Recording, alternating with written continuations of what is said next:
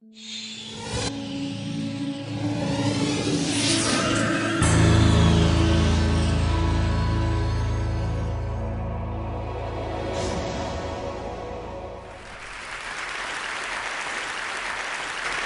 I'm going to give you a story. It's an Indian story about an Indian woman and her journey. Let me begin with my parents. I'm a product of this visionary mother and father. Many years ago, when I was born in the 50s and 60s didn't belong to girls in India. They belonged to boys.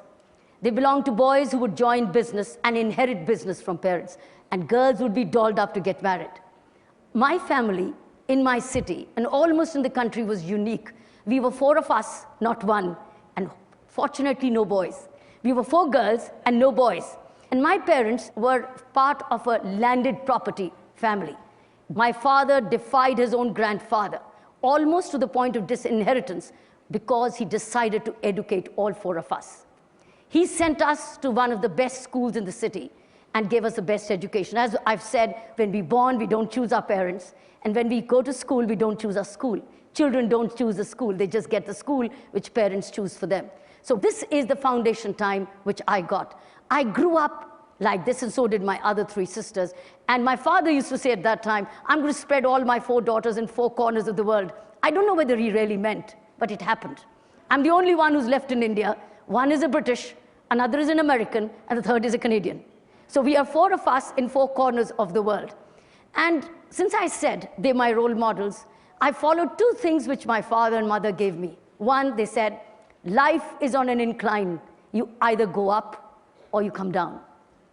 And second thing which has stayed with me, which became my philosophy of life, which made all the difference, is 100 things happen in your life, good or bad. Out of 100, 90 are your creation. They're good, they're your creation. Enjoy it. If they're bad, they're your creation. Learn from it. 10 are nature sent, over which you can't do a thing. It's like a death of a relative, or a cyclone, or a hurricane, or an earthquake. You can't do a thing about it. You've got to just respond to the situation.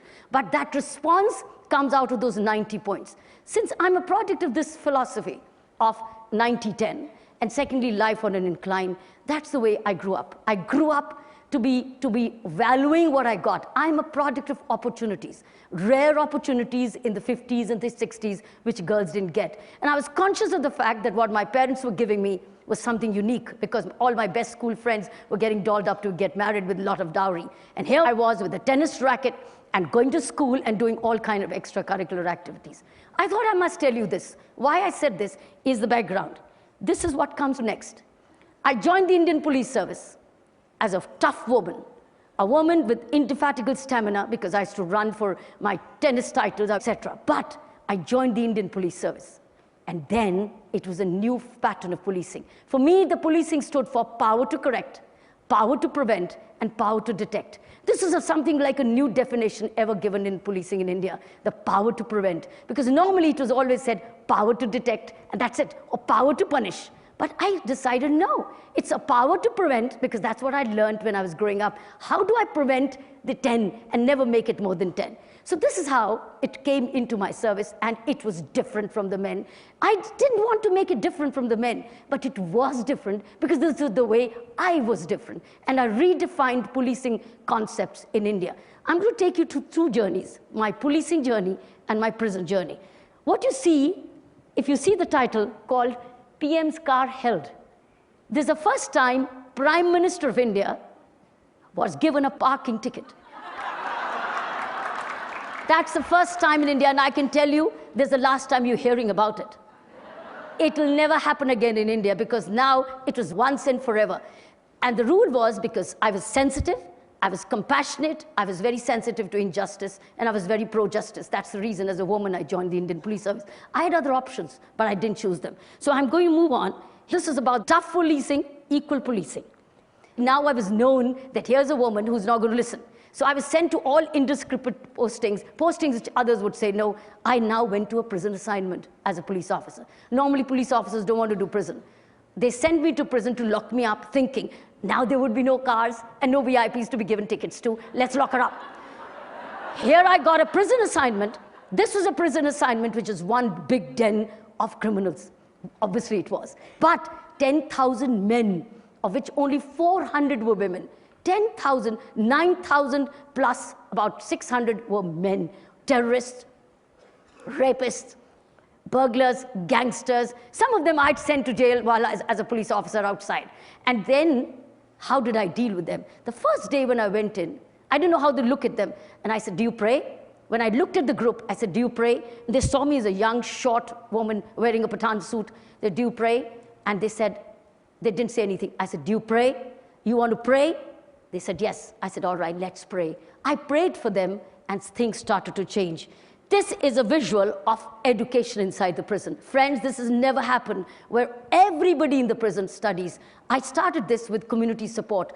Government had no budget. It was one of the finest, largest voluntarism in any prison in the world. This was initiated in Delhi prison. You see one sample of a prisoner teaching a classes. These are hundreds of classes, 9 to 11. Every prisoner went into education program. Same den, which they thought they would put me behind the bar and things would be forgotten, we converted this into an ashram.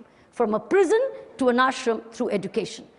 I think that's the bigger change. It was the beginning of a change. Teachers were prisoners. Teachers were volunteers. Books came from donated school books. Stationery was donated. Everything was donated because there was no budget of education for the prison. Now, if I'd not done that, it would have been a hellhole. That's the second landmark. I want to show you some moments of history in my journey, which probably you'll never ever get to see anywhere in the world. One, the numbers you'll never get to see. Secondly, this concept. This was a meditation program inside the prison of over 1,000 prisoners. 1,000 prisoners who sat a meditation. This was one of the most courageous steps I took as a prison governor. And this is what transformed. You want to know more about this? Go and see this film, Doing Time, Doing Vipassana. You'll hear about it and you'll love it. And write to me on kiranbedi.com and I'll respond to you. Let me show you the next slide. I took the same concept of mindfulness, because why did I bring meditation into the Indian prison? Because crime is a product of distorted mind. It was distortion of mind which we needed to be addressed to control, not by preaching, not by telling, not by reading, but by addressing your mind. I took the same thing to the police, because police equally were prisoners of their mind, and they felt as if it is we and they, and that the people don't cooperate. This worked. This is a feedback box called the petition box. This is a concept which I introduced to listen to complaints, listen to grievances. This was a magic box. This was a sensitive box. This is how a prisoner drew how they felt about in the prison. And if you see somebody in the blue, yeah, this guy, it was a prisoner. And he was a teacher, and you see everybody busy. There was no time to waste. Let me wrap it up. I'm currently into movements of education of the underserved children, which is thousands. India is all about thousands. Secondly is about anti-corruption movement in India. That's a big way. We, as small group of activists, have drafted an ombudsman bill for the government of India. Friends, you will hear a lot about it. That's the movement at the moment I'm driving, and that's the movement and a mission of my life. Thank you very much. Thank you. Thank you very much. Thank you. Thank you. Thank you. Thank you.